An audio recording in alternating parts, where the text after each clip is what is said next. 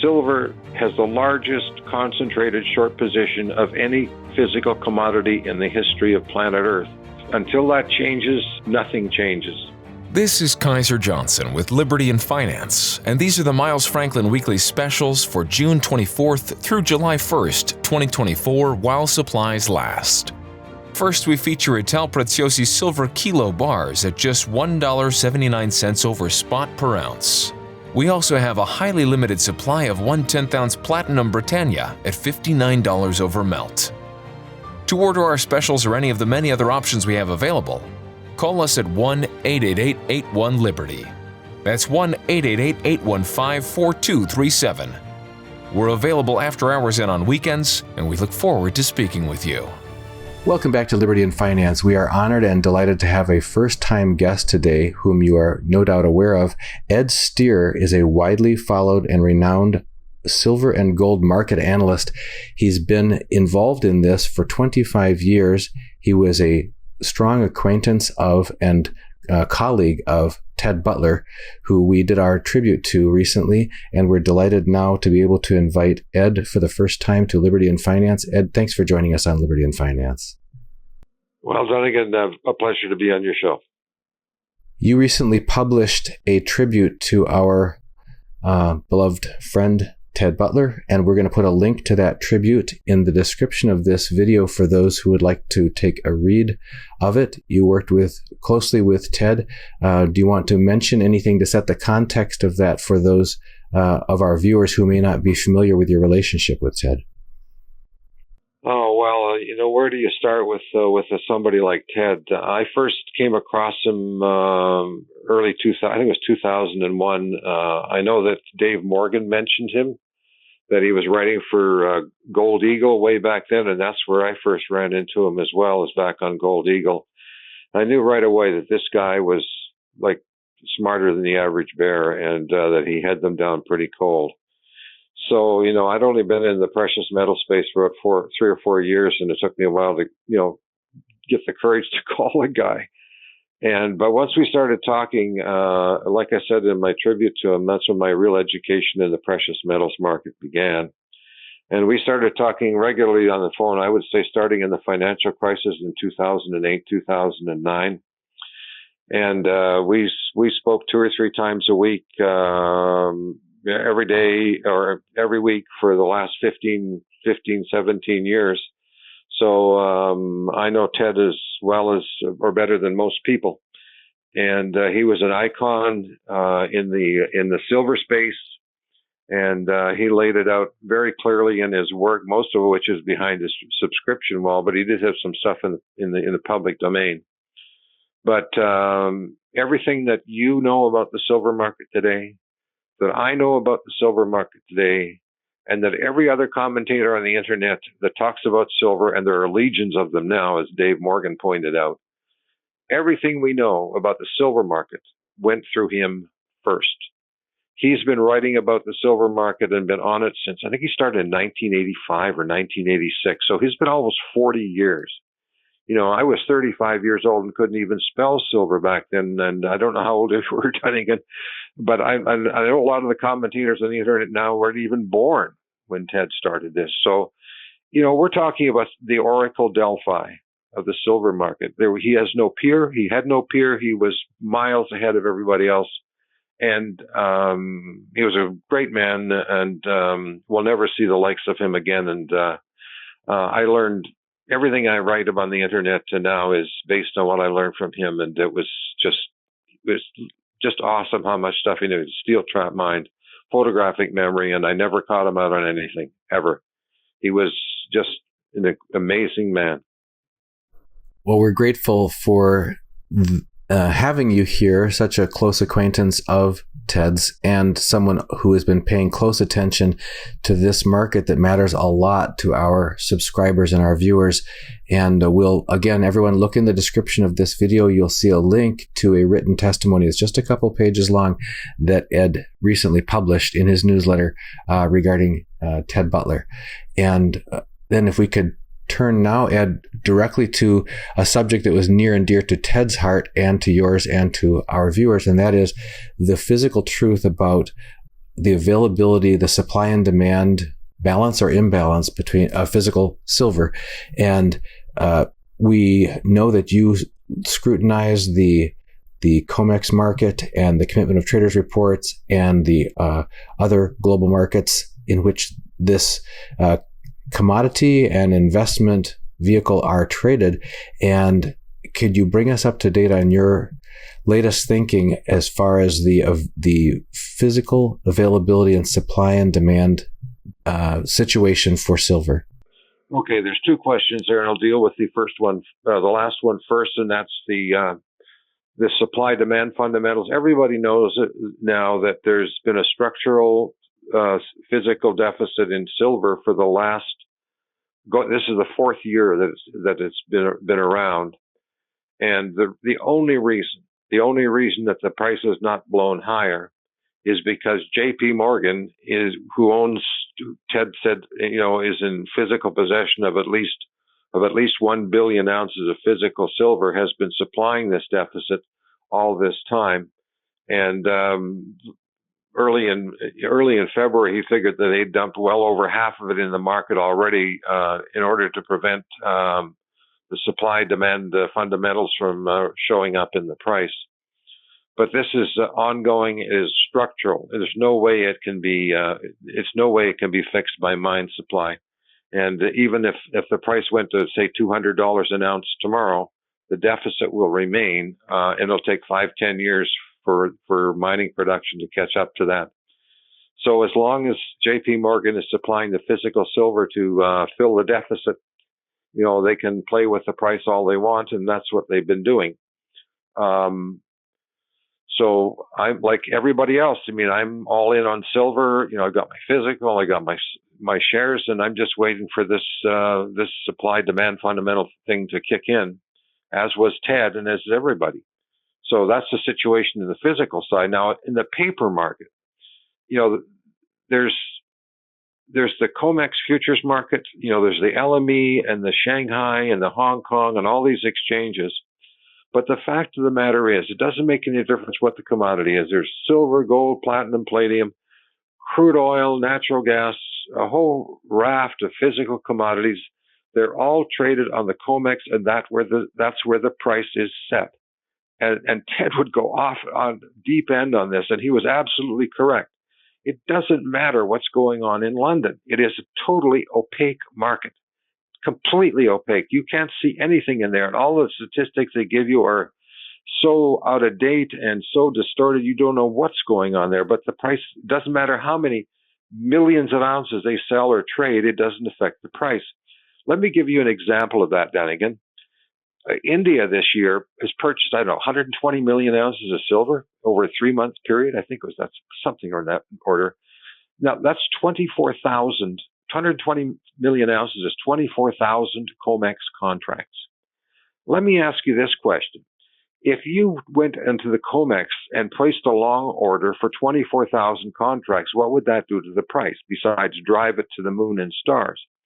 Of course, India's, the people who are buying in India were smarter than that. They went and bought it on the LME, where it didn't affect the price at all. They just went there and said, okay, fine, we need 24,000 contracts or 130 million ounces. And they took it off the market, took delivery of it, physical delivery of the silver, and the price didn't move an inch. So that tells you right there that it matters not what's going on in Shanghai or the LME. Now, it might someday, some of the things they do, especially in Shanghai, do spill over into the COMEX, but the price is set in the COMEX futures market. And that is the way it's been forever. And at some point, with the BRICS thing and the rise of China and stuff like that, it may change over to the Shanghai Gold Exchange. But at the moment, we're still under the thumb of the American empire. And their grip on commodity prices is the same as their grip on air power and air superiority and sea superiority and the dollar index. And, when you're an empire, you control everything. It's like the British Empire. They controlled everything. They control everything now. And the commodities, including gold and silver, are just one more aspect that they have under their umbrella that they keep controlling. Now, the American empire is kind of rotting at the edges, and sooner or later this isn't going to matter. But at the moment, we're all under the thumb of what goes on in the paper market, in the COMEX. And the big four and the big eight shorts are all collusive traders. They're all bullion banks, or they're all investment houses. And as Ted said, they all work in collusion together to control the price, whether it's going up or down. There's nothing that happens in the COMEX futures market that's free market whatsoever. It's all controlled in the paper market in New York. You sent me a chart of concentration of trades. This has been something that Ted talked about at length with us in his visits, and we'll include that here during our interview. Can you walk us through so people can understand why it's so important about this chart that they need to understand?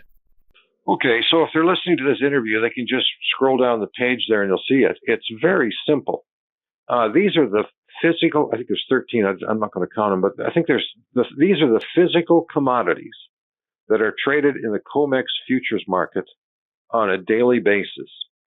And the chart is extremely simple. The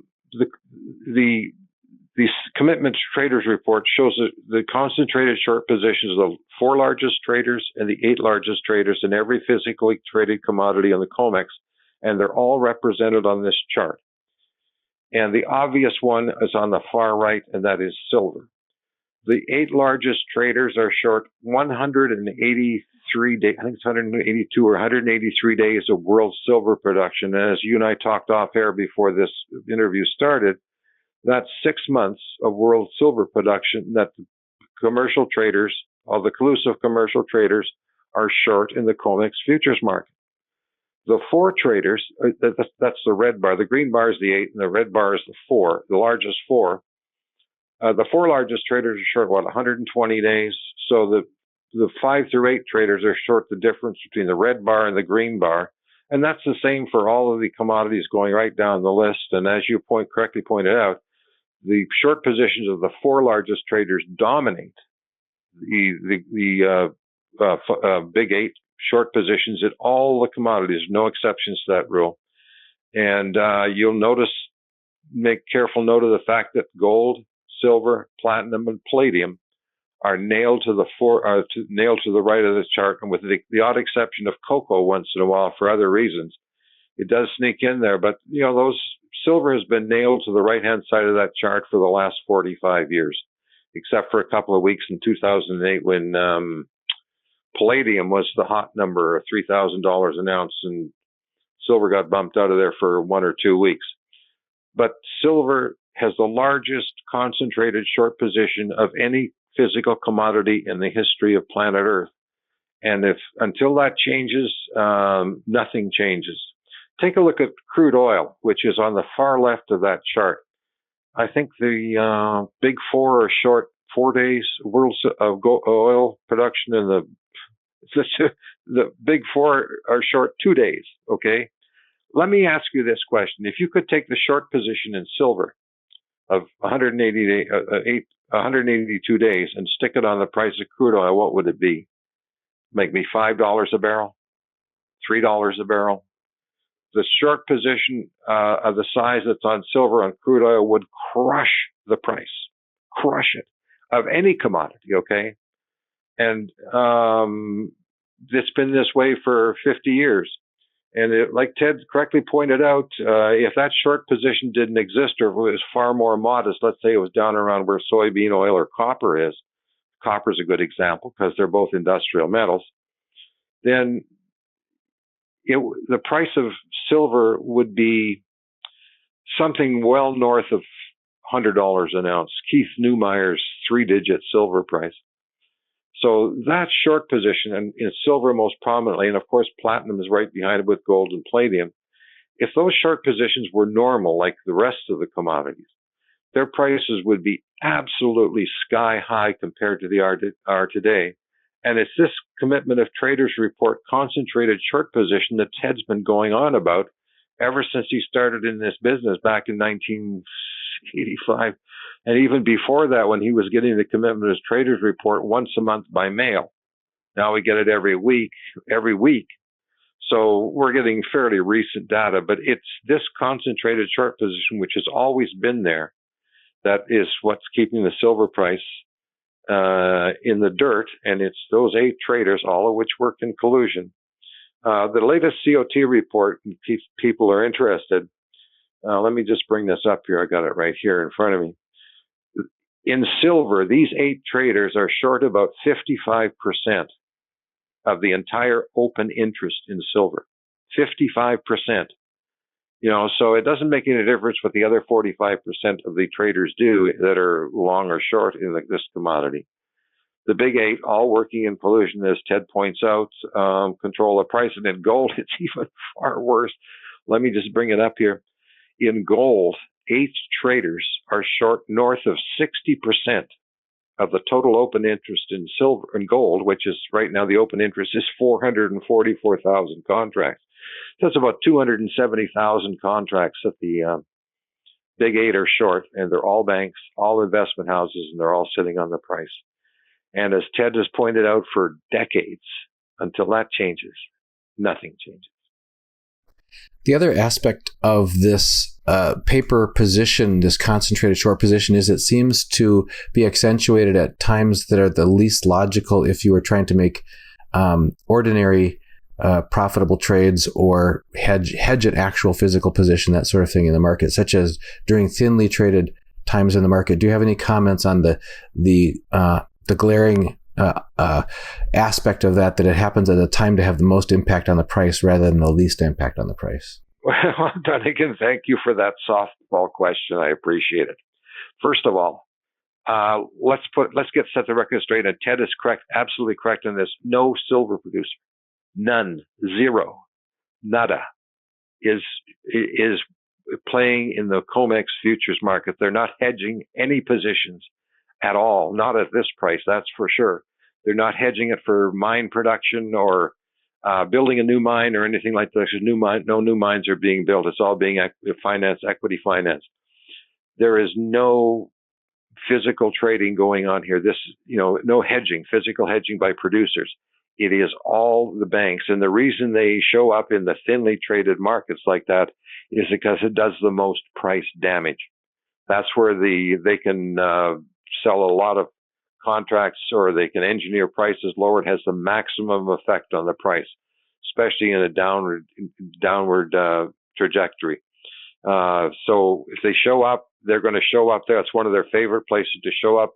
But having said that, okay, all you have to do is take a look at what's been happening this week so far. I mean, even today, you take a look at silver. Silver was doing fine. It was up, 15 or 20 cents or whatever it was.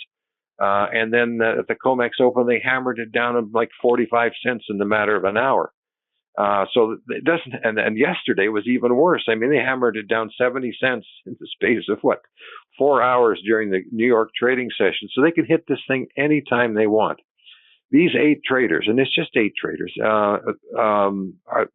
also the rest of the commercial traders who used to be long. Everybody is short in the commercial category in silver and gold right now. It's something we haven't seen. It popped up about 2 months ago or 3 months ago. And Ted and I were both astounded that almost virtually every commercial trader, the big 8, and there's 57 traders in the commercial category right now in silver. And you can bet that 50 of them are short silver right now. So, they're all working together and all working in collusion. And like you pointed out, and correctly, is that they do hit it in the thinly traded illiquid Globex trading system overseas. But, hey, they can do what they want whenever they want. And all you had to do is look at the price of silver yesterday when they hammered it into the dirt. So they have no shame, and they don't give a damn who watches what they're doing, because, they have an objective to keep the price down. And that's precisely what they're doing. That's another point I wanted to bring up with you, and that is supposedly the Commodity Futures Trading Commission, the CFTC, one of their chartered duties is to watch out for proper functioning of markets, and this idea of a concentrated position that can manipulate the price seems to be the exact definition of one of the things you'd want to watch out for if you were looking for proper trading. Ed Ted was a vocal critic of the neglect of duty by the CFTC. Do we know any more now than we did over the past decade or so about that aspect? Well, I'll tell you what. Ted's always a perfect gentleman when he's in an interview. Okay, okay. I've listened to all his interviews, but when you're talking to him on the phone, he is not at all nice. Okay. I mean, I've heard him thunder on, and I held the phone back from my ear several times, and because he was talking a blue streak, he was absolutely enraged by the fact, and this has been going on for like 40 years. I mean, ever since he first sent his polite letter off to the CFTC back in 1986 or whenever the heck it was, saying, "Gee whiz, look at this! The concentrated short position by the 40 largest traders is like off the charts. How come you guys aren't doing anything about it?" He expected they would fix it right away. And of course, nothing happened. And of course, it took him like 10 or 15 or 20 years before he, however long it was, before he realized that they weren't going to do anything. And this was deliberate policy. What the commitment of traders shows, it shows the short positions of the 4 largest traders and the 8 largest traders, which we just went through on that chart. And, what that does on the long side or the short, so it doesn't matter, it could be long or short. What that does is it tells the CFTC if there is a concentrated short position large enough that would affect its price. And that's the way they can see if there's somebody is out there managing or rigging the markets. That is the entire purpose of the COT report, is to monitor that activity. And Ted was incensed about this, and everybody should be incensed about this. I am. Is that take a look at the silver chart, or gold, or platinum, or palladium, especially silver. I mean, that chart. I mean, that just screams that the market is being managed by 8 traders, all working in collusion, or 4 traders, in silver, or the 5 through 8, the big 8 traders, all working in collusion. There it is, right there in those green and red bars in the 4 precious metals, saying that they're being massively managed by 8 traders. There it is in black and white every day, and we see it in the COT report. And that's what, Ted commented on in his Saturday column, and I comment in my Saturday column as well, the concentrated short position. And right now it is screaming bearish in both silver and gold, and all you have to do is look at the green and red bars on that chart and see why that's the case. But the CFTC's COT report is designed for one thing, and that is to prevent a concentration from affecting the price.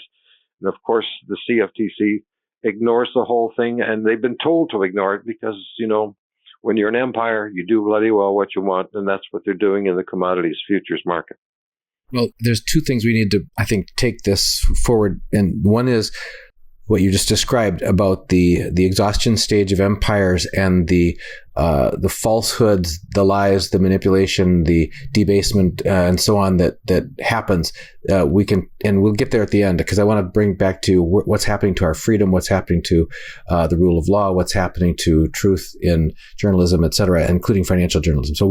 And regulation. We'll get back to that. But the other thing is that at the end stage of an empire, there's always someone waiting in the wings, in the next guard, ready to take over the new regime.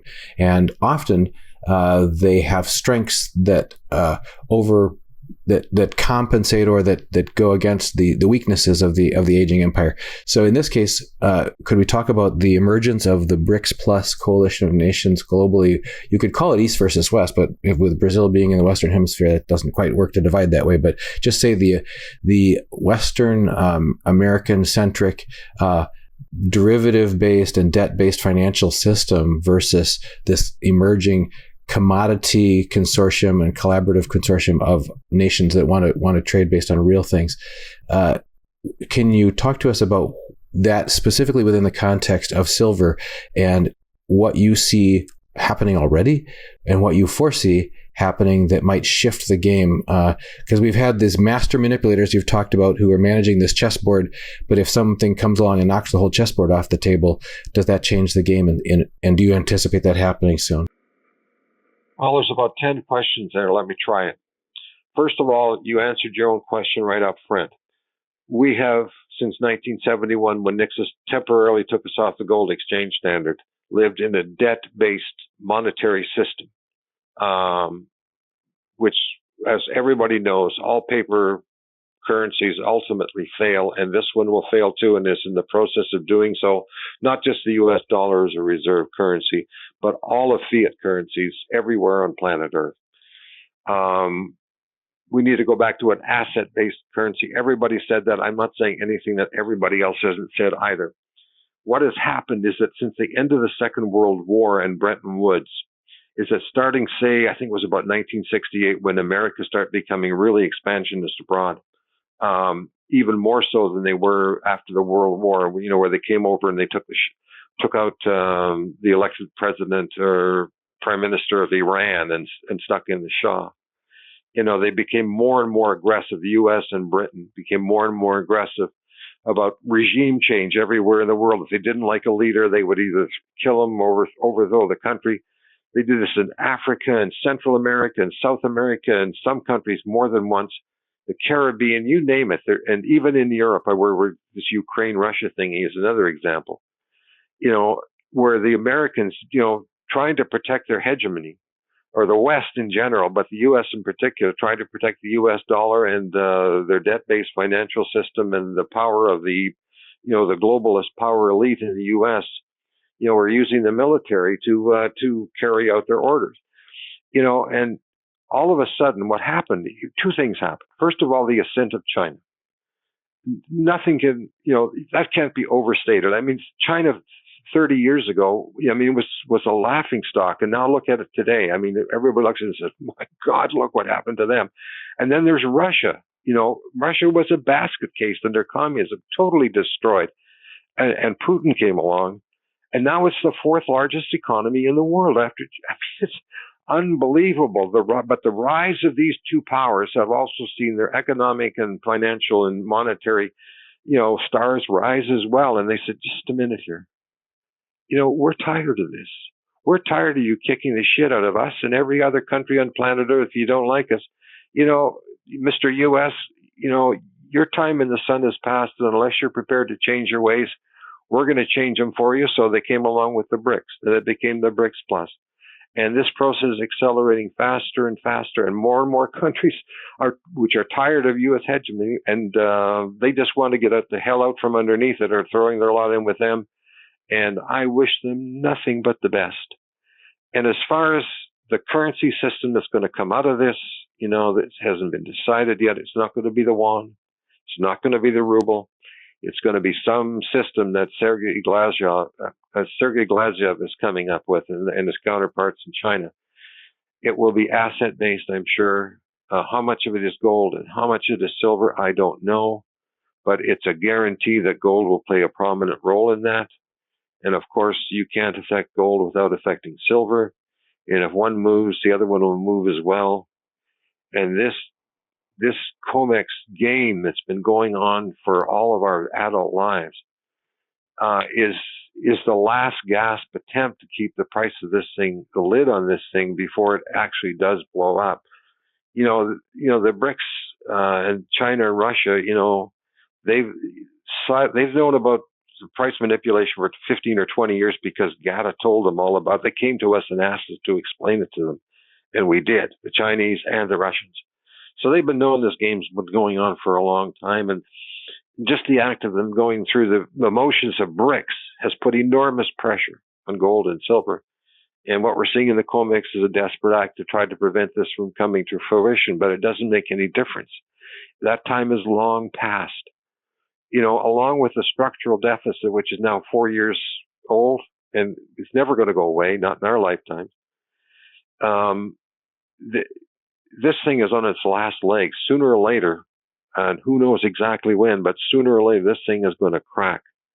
And as Hemingway said, it's like bankruptcy. It's slowly at first, then suddenly. We're in the slowly phase, and when the suddenly phase comes, it's going to be amazing. But what you said about the BRICS and China and Russia is absolutely true. With whatever they come up with as a financial payment system will certainly affect commodity prices, gold in general, gold in particular. But as gold goes, silver will go even bigger.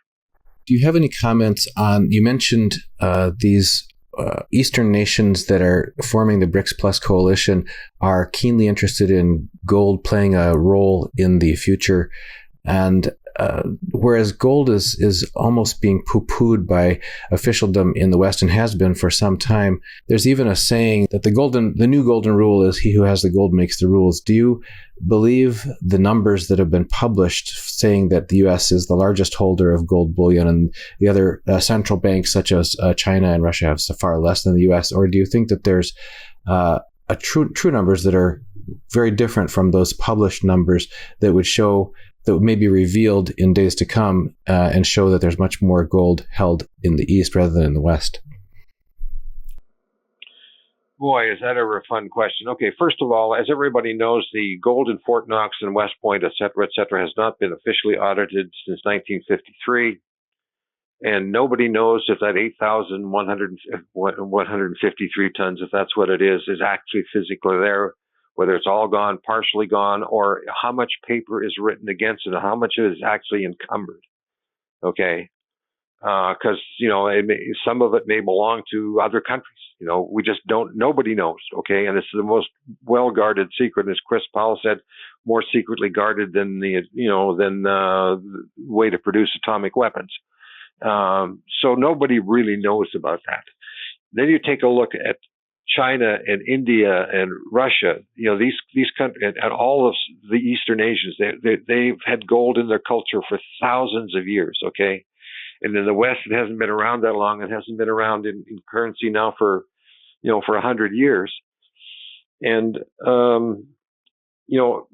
China, they say they got 2,000 tons. You look at the data itself, Alistair McLeod and myself are both firmly of the opinion that China has north of 20,000 tons of gold, and Alistair thinks it could be north of 30, but I'm saying 20 to be safe. I fully believe that they do have that amount. They're just not declaring it. Russia's got, I don't know, was it 2,300 or 30? I can't remember what it is. They report their gold reserves every month, and they've been very meticulous about it, and I believe that's what they've got. But both of these countries, if they decided to, and they may decide to, Russia may decide on its own that it's going to need a gold-backed currency just to defend its ruble. There's no, the East, could change to a gold-backed system anytime they wanted to because it's been part of their society and culture for thousands of years. The West, the average person in the street's never seen a gold coin in their life. And all of a sudden to spring a gold standard on them tomorrow, they would be lost. So this movement to the East, the East has all the cards. And like you said, he who has the gold makes the rules. And sooner or later, they're going to lay the new rules on us for a new monetary system, and the new gold-backed or asset-backed currency in the East will become the currency of the new world's reserve currency. It doesn't happen in a night or a week or 2 weeks or months or a year, but they're working on that right now. And Hemingway's comment about bankruptcy slowly at first, then suddenly, we're in the thin edge of that wedge, and sooner or later it's going to become suddenly. But whether it's in October when the BRICS meets in Russia, or 3 months after that, or a year after that, I don't know. But that change is coming, and silver price is going to reflect that one of these days. If we could now branch off on the second aspect of that major comment that you had made about the East-West divide between the Western edifice that has all debt-based, derivative-based, where the regulators are turning a blind eye to what's going on. That turning a blind eye to this shocking reality that Ted pointed out constantly and that you've been studying and that GAD has been studying seems to be emblematic of what we saw during a lot of the riots and so on that plagued the United States over the past 3 to 4 years, where police were told to stand down by officials, or there was a blind eye turned to the southern border of the U.S. and an uncontrolled migration of people from dozens and dozens of different countries coming across the border in almost countless numbers. It's been commented by some that we've interviewed that this is too stupid to be a mistake, that there's no way you could just simply, but through neglect or inattentiveness, mismanage a country or the Western world to such an extent that you have rampant, uncontrolled migrations, and you have complete documentable fraud in the financial, in the currency, in the debt, in the official government statistics about. We interviewed John Williams from ShadowStats.com, et cetera. So this question is, could you give us your view of the state of affairs of, let's start with the U.S. in that regards, the rule of law, our devotion to truth as a foundation of liberty, and where you see us at and where you see us headed currently? Okay, well, I'm Canadian, live in Canada, and the land of free and the home of the brave I knew in the 1950s and early 1960s is no longer there. And you're right. This is not happening by chance. It is deliberate. It has been going on now since the creation of the Federal Reserve in 1913. And this isn't just my opinion. There's been writing on it about ever since the internet sprung up, and it's been there. But the seminal work on this has been done by G. Edward Griffin in his classic tome, The Creature from Jekyll Island, A Second Look at the Federal Reserve. It's all there. And in it, there's a chapter in there states where the goal, the main aims of the U.S. power elite, which includes the Federal Reserve and the banking system and Wall Street, and everybody else involved with, say, the Council on Foreign Relations in Washington. The object of the exercise is the destruction of the American Republic. That is the object of the exercise. And it started off slowly. I've lived long enough to see it.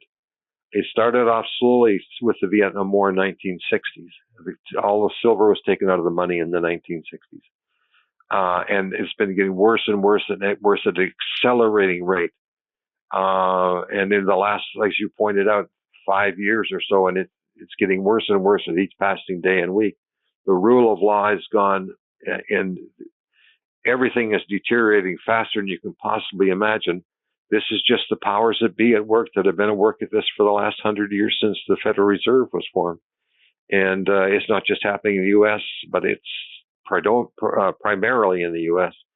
And as G. Edward Griffin pointed out, as the people in the book stated, they were told that this was the object of the exercise, is to destroy the American Republic.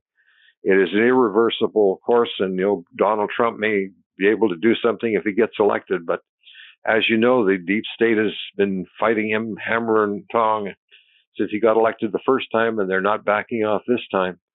It can be reversed, okay, but there's not much time left. It's just unfortunate to see the land of the free and the home of the brave, which I admired and loved, and everybody in the world admired and loved up until recently, going down the drain. I'm sure that Thomas Jefferson and the founders are spinning in their grave right now watching what happened to the great republic they founded. And Benjamin Franklin said, well, you've got a republic now. Back in 1776, he said, well, you've got a republic now if you can keep it. And unfortunately, you can't. Now, you mentioned living in Canada. Canada has also had a rather surprising trajectory change in the last decade because a lot of people have viewed Canada, from the U.S. at least, as a haven of peacefulness. Their revolution was peaceful against Britain and getting their freedom, unlike the war that the U.S. had to fight, or did fight, with Britain to gain independence. And it's been considered a place where the rule of law, at least in terms of private property rights and privacy for vault storage of metals, etc., has been well renowned and well respected over time. But with the Freedom Trucker Rally and Justin Trudeau freezing and seizing certain bank accounts of people who were considered political opponents, etc., really caused a lot of concern that was fairly new on many people's parts about the direction that Canada is taking. Can you contrast the Canada direction that you see now versus maybe this conception that people had about Canada in the past? Well, I'll tell you what you're saying is true. There's no question about it. The biggest difference between Canada and the U.S. is the fact that we are not a warfare nation. We have never been a warfare nation. And we've only been a welfare state since the late 1950s. So our philosophy and outlook on the world is totally different. And besides that, our prime minister, Justin Trudeau, and I knew his dad well when he was running the country, and between the two of them, they've done a pretty good job of running things into the dirt. He is the most unpopular prime minister that we have ever had. Everybody's laughing at the guy. He may have all these, doing all these strange things, illegal things, and everybody knows they're legal. And everybody has no time or respect for him. We're just waiting for the next election so we can boot him out. You hear all the bad headlines, but it's like the U.S. You get down to the street level in small town America or small town Canada, the values are still the same and everybody's doing the same thing. It's the same in Canada. Except it's even more ingrained here than it is in the U.S. So, despite the negative headlines, Canada is still a great place, and it will return to a great place once Trudeau's booted out of here next year. But, the point is taken that it's just part of, Trudeau's part of the World Economic Forum, and the Deputy Prime Minister, Freeland, I can't remember what her first name is. She's actually on the board of directors of the World Economic Forum, and a lot of Canadian politicians and bureaucrats have, gone to the World Economic Forum. So they've got their claws in everything, Britain, Europe, everywhere, especially in the United States. So, we're just what's happening here is just a microcosm of what's happening everywhere else. The World Economic Forum is doing its damage everywhere, which is not just confined to the U.S. or Britain, although it's it's most obvious in the U.S. It's just everywhere.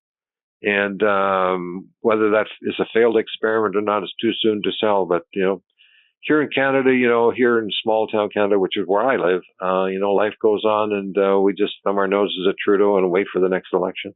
Before we wrap, we wanted to give you a chance to weigh in on, for people who are just getting involved in this or just waking up for the first time, finding out about the fact that some people are just finding out that you can even acquire gold and silver personally, that there's a difference between sound money, real money, such as gold and silver, versus this fake monopoly money that has been passed off on us for the past century plus of paper dollars, et cetera, and digital dollars. For people who are just waking up, what words of wisdom can you offer to help guide them along the path to understanding the importance of owning things that are real in order to prepare for the changes that are likely to be coming? Okay, I can give you an example firsthand. When Canada and the U.S. took their silver out of circulation, I think it was in 1966 in Canada, 1967, I can't remember what year, there was a run by the adults. I could not figure, I was like, how old was I at the time? I was like 16 or 15. What happened was that everybody in town, in the small town in Manitoba I lived in, went around, they took all the 50-cent pieces, all the silver dollars, all the dimes, all the quarters, everything. They took it out of circulation because they knew that the currency was going to be debased. So, the junk silver that you buy, the dimes, the quarters, 50-cent pieces, whether it be in U.S. and Canada or wherever, those are what was left over. That's what was salvaged before the rest got melted down. People knew at the time when money was backed by silver and gold, when the U.S. was on the gold standard and so was the rest of the world, that gold and silver were money, and they instinctively knew what to do with the silver currency. They took out of circulation. A whole generation, 2 generations, 67, 3 generations have gone by since then. And they've been taken out of the textbooks. You don't see it in the newspapers. You don't see it anywhere. They don't talk about it anymore. Okay. But the fact of the matter is that way back then, we knew that gold and silver were money, hard assets in hand. It's something that, has been deliberately left out of the curriculums of schools. They don't want you to know this. And for the people just starting, or some young person hearing this for the first time, I highly recommend that you go down to your nearest bullion store in your town. Just Google it, find a reputable bullion dealer, and I'm sure, Dunnigan, that you can recommend somebody, okay? And buy some physical silver. Even if it's a half a dozen coins or a roll or a tube or whatever you can afford comfortably. But please, please, please do yourself a favor and buy yourself some physical hard assets, because sooner or later this debt-based monster that we call a financial system is going to die an ugly death, and the only thing left standing will be the monetary metals, which have been around for the last 5,000 years, and their day in the sun will return. It's so hard. Recency bias is so hard to overcome, I think, with human nature. And you're right. It's been 3 generations is a sufficient time for there to be a great loss of cultural consciousness of the importance of something. It's interesting that in the BRICS plus countries that, like, for example, India, China, etc., that there has been a different culture that has embraced precious metals on an ongoing basis. It's very much ingrained in the culture. There's a clear understanding there, clear-headed understanding of what real money is. Any final thoughts on that before we wrap? No, it's absolutely true. Right now I'm just putting on my jewelry this morning, and it's from India. Okay, it's 22 karat gold. I bought it at an Indian gold store, and you pay the spot price plus, I think it was about 10%, for this. And I paid $800 for this necklace I'm holding in my hand right now. Today I could take it down to any jewelry store, any gold place, and get over 3,000, almost 4,000 Canadian dollars for it. Now that's how much it's worth today. So the Indians and the Chinese and the Filipinos and the Vietnamese and all the people, Russians, everybody knows it's been kept alive in their societies forever. It's been around, and they've been suppressed by the West for the last 300 or 400 years. But their time in the sun is coming again. They know all about gold, and they've been buying it hand over fist, and they have passed it down through the generations to their families. And someday, when gold becomes a currency again, they will be poor countries that'll suddenly find themselves very rich, especially countries like India and China, which have been lovers of gold through all of their recorded history. Ed, it's been a fascinating first visit with you, and I wish we had done this years ago, and hope to get another opportunity going forward to have visits from you here. And just so grateful that you came in shortly after the loss of Ted Butler to let us know about your relationship with him. And again, people, look in the description of this video for Ed's tribute to Ted. And Ed, people want to follow your work. They can get connected and stay connected. What's the best way for them to do that? Just Google my name, Ed Steer, S-T-E-E-R, Ed Steer, Gold and Silver, and my website will pop up. There's a tab there that gives you a free free sample column of what I write about. It's written for the advanced gold and silver person, but it's written in a language where most people understand. And if they're interested, I write about 250, 260 columns a year, 5 days a week, and it's $100 per year. We've been speaking with Ed Steer from Ed Steer's Gold and Silver Digest. He's, I understand, a board member at GATA, the Gold Antitrust Action Committee. Ed, thank you for joining us this first time on Liberty and Finance. Entirely my pleasure, Dunnigan. This is Kaiser Johnson with Liberty and Finance, and these are the Miles Franklin Weekly Specials for June 24th through July 1st, 2024, while supplies last. First, we feature Ital Preziosi silver kilo bars at just $1.79 over spot per ounce. We also have a highly limited supply of 1/10-ounce Platinum Britannia at $59 over melt. To order our specials or any of the many other options we have available, call us at 1-888-81-LIBERTY. That's 1-888-815-4237. We're available after hours and on weekends, and we look forward to speaking with you.